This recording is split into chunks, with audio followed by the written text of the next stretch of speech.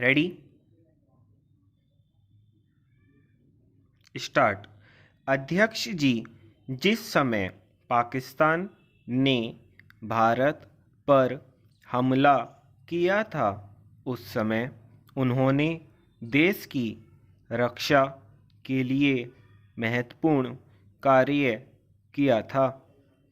इसके साथ ही मैं मंत्री महोदय को यह भी स्मरण दिलाना चाहता हूँ कि शायद उन्होंने इस पर ध्यान नहीं दिया कि इस बार जो राष्ट्रीय पुरस्कार मिले हैं उनमें रेलवे प्रशासन को केवल 2 ही प्राप्त हुए हैं, जबकि मैं ऐसा मानता हूँ कि हमारी सेना के बाद अगर किसी ने युद्धकाल में सराहनीय कार्य किया है तो वह रेलवे प्रशासन अथवा रेलवे कर्मचारी और अधिकारी हैं।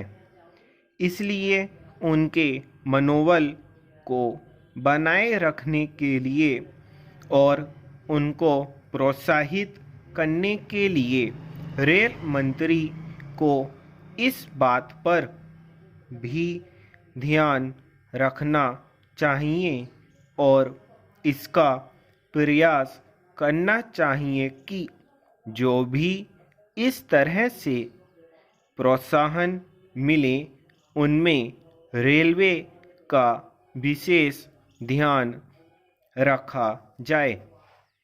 रेल मंत्री महोदय ने अपने वक्तव्य में भी रेलवे कर्मचारियों की प्रशंसा की है या उनको प्रोत्साहन दिलाया है, लेकिन यह प्रोत्साहन शांति काल में भी बना रहना चाहिए। रेलवे ने युद्धकाल में जो काम किया वह तो देश की रक्षा का महान उद्देश्य था, लेकिन उसके बाद देश के निर्माण में या गरीबी मिटाने के लिए जो युद्ध होता है उसमें भी प्रत्येक रेलवे कर्मचारी का मनोबल उसी तरीके से बना रहे, इसके लिए भी रेल मंत्री महोदय को कुछ कदम उठाने की आवश्यकता है।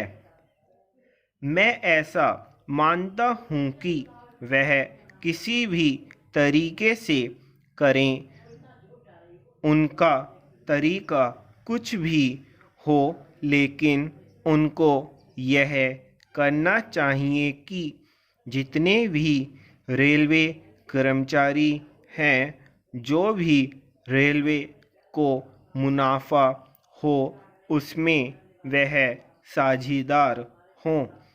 चाहे आप उनको बोनस के रूप में कुछ दें, चाहे किसी और तरीके से दें, लेकिन हर वर्ग के रेलवे कर्मचारी को मालूम होना चाहिए कि यदि वह देश के निर्माण के संबंध में ठीक तरह से काम करेगा तो उसको पुरस्कार के रूप में या वेतन के अंश के रूप में अपने वेतन के अलावा पैसा मिलेगा।